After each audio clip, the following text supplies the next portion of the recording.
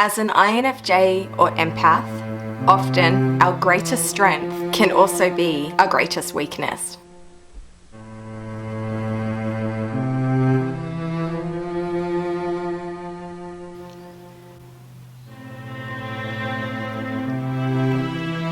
On today's video, I'm going to be sharing with you some of the biggest burdens that we can feel as an INFJ and an empath and how it can impact on our lives. But I'm also going to share with you some solutions that you can use to help you overcome these barriers and these obstacles that you will face as an INFJ or empath.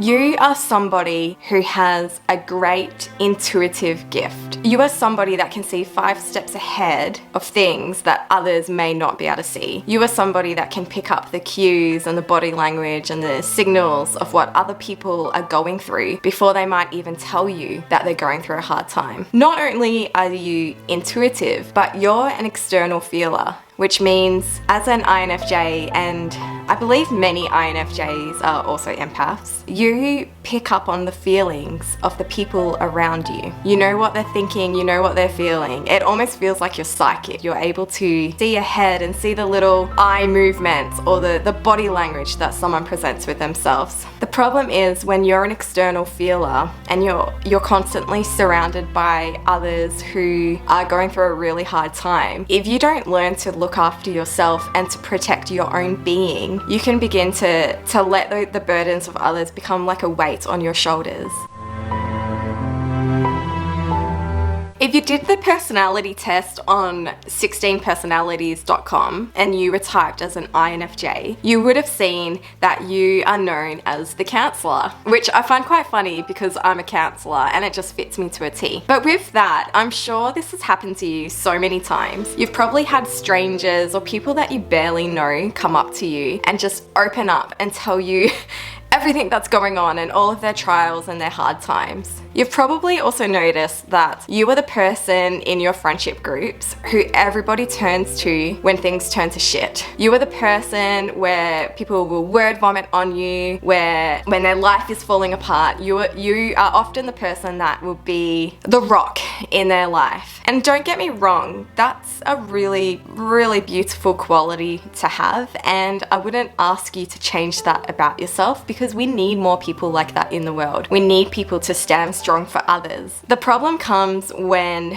you stop taking care of your own needs and you stop protecting your own little bubble of self and you allow everybody else's emotions to consume you to the point where you're no longer feeling your own peace, your own calm, and your own joy. As a person that's in business, and let me know if you also have your own business as an INFJ, or just in general, we are people that are inspired by our values and we find our motivation out of when we feel that excitement and feel that urge to put something out there in the world. But when you're constantly bombarded by everybody else's problems, it can be like a weight and it can stop you from being able to bring out your own creativity juices and to work on your own stuff. And then when things are going well in your life on that personal level, because you are such a caring and gentle soul, often what will happen is you will feel guilty that your life is going well when you can see that there's other people out there in the world where they're struggling in life. And so we can then become people that forget to celebrate ourselves and celebrate our own successes because we don't want to make other people feel bad. And I guess I want to give you permission that it's okay to celebrate your success. It's okay to celebrate your happiness and to celebrate what you've achieved in your life. You can still be a caring friend. You can still be someone who is there for others, but to also feel that joy within yourself. I also find that when you're somebody where everybody goes to talk about their stuff, it can become quite a lonely experience for an INFJ and empath, because who can they turn to? Who can you turn to when you're going through your own life struggles? I think the way we present ourselves to the world is that even when it feels like our own lives are falling apart, we can come across as strong people and people that don't need support or our own support system around us. And I think some friends can find it a bit difficult when they're so used to you being the counselor that when you need them to listen to you, it can be hard to find that person to do that for you. So what is the solution for us INFJs and empaths who feel the burdens of others and who is that person that everybody turns to? And I'm just going to go through a couple of things that you can do. I'm going to start with my absolute favorite one, which is seeking your own counseling. I have become so passionate about receiving personal therapy as an INFJ. That's why I decided that my niche for counseling would be for other INFJs and empaths. I think a lot of people think that to receive counseling, they need to have some major mental health issues happening. And yes, definitely get counseling if you're experiencing depression, anxiety, or overwhelm and stress. But counseling can also be really beneficial for the INFJ who needs that self-reflection and who just wants to be able to share what you've been learning about yourself, what you've been processing, what you've been feeling. As an INFJ, you are an internal thinker. So we're quite unique compared to all the other personality types in that we're thinkers, we're analytical, but we're also feelers. And with that, we've become stuck in our own heads and within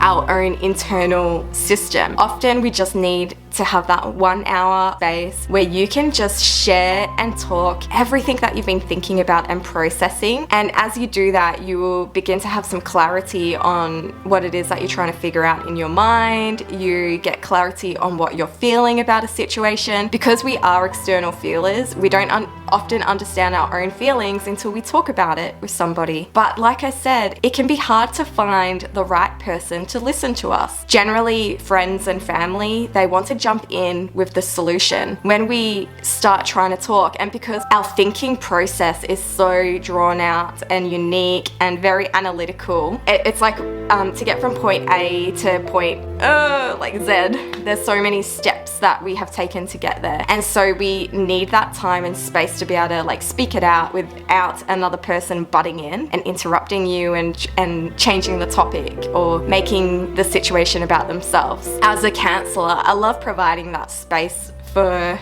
my clients to be able to share what they're going through, to be able to share what they've been learning. I love asking thought-provoking questions to help the INFJ or empath to like think about something in a different way, which helps them to find solutions. Because I believe you are the expert of your own life. You know yourself better than anybody else. Sometimes it just takes that talking about it to pull it out and for you to understand yourselves better. So that's step one on how to protect yourself as an INFJ is by getting your own personal therapy. If you would like to see me as a therapist, you can book an appointment through my link in the description. You can also have a free 10-minute session with me just to meet me, see if you feel comfortable with me and if I'm the right person for you. Another thing that you can do to help protect yourself, I do this all the time because I am a very loving and caring person, but I also have learnt that I need to protect my own space, and which in a way is protecting my children as well and not allowing myself to get buried by other people's issues or burdens. So when I am feeling particularly worried about a friend, I will sit down with my journal and I'll write that out. I'll write about my worries. I always let them know that I'm there for them. I will never force somebody to help themselves though. People need to be willing to help themselves. You can't force that upon them.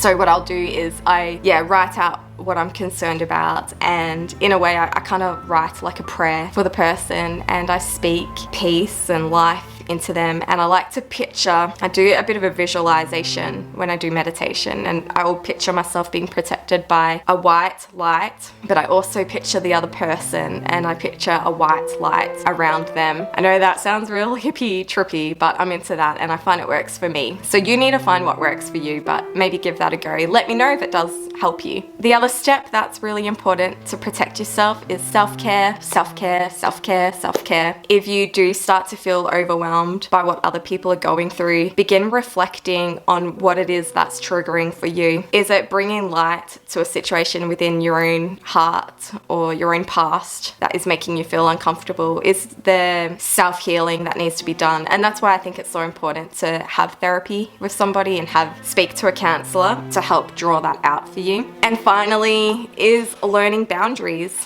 I think the older I've gotten, I've learnt the importance of boundaries. In my 20s, when it was just me and myself, it didn't matter so much if my life was consumed by what everybody else was going through. I mean, it wasn't healthy, but it didn't matter so much because I didn't have the responsibility of children in my life or a partner and my own family unit to protect. And so you may need to set some boundaries in your life, and boundaries could be turning your phone off at a certain time of day. If a friend wants to constantly burden you with what they're going through but they're not willing to change and they're not willing to work on themselves and to find or listen to how do I say this without making it sound like I'm a bad friend?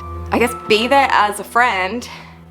Give them the resources that they might need, but if they're not going to listen and they don't choose to, if they're not in that place where they want help, then sometimes you need to step away and let them know why you're stepping away, but that you are still there for them when they're ready to reach out. Learning how to set boundaries is an assertiveness skill. I've written a workbook on how to build assertiveness. If you'd like to grab a copy of that, there's a link in the description. I would love for you to receive that. Well, today I'm going to leave a paper crane. I haven't done this for a couple of weeks, but I'm really feeling like I want to, and I'm going to bring you along with me. Got a paper crane ready to go. I've got a message already written on it, so you're simply going to come for the ride. Okay, let's go.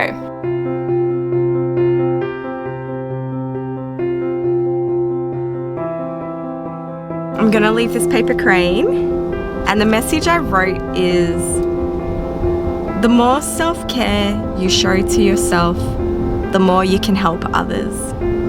I guess I just wanted to reiterate to you that it's okay to love and care for other people, and it's okay to show compassion and to be there for your friends.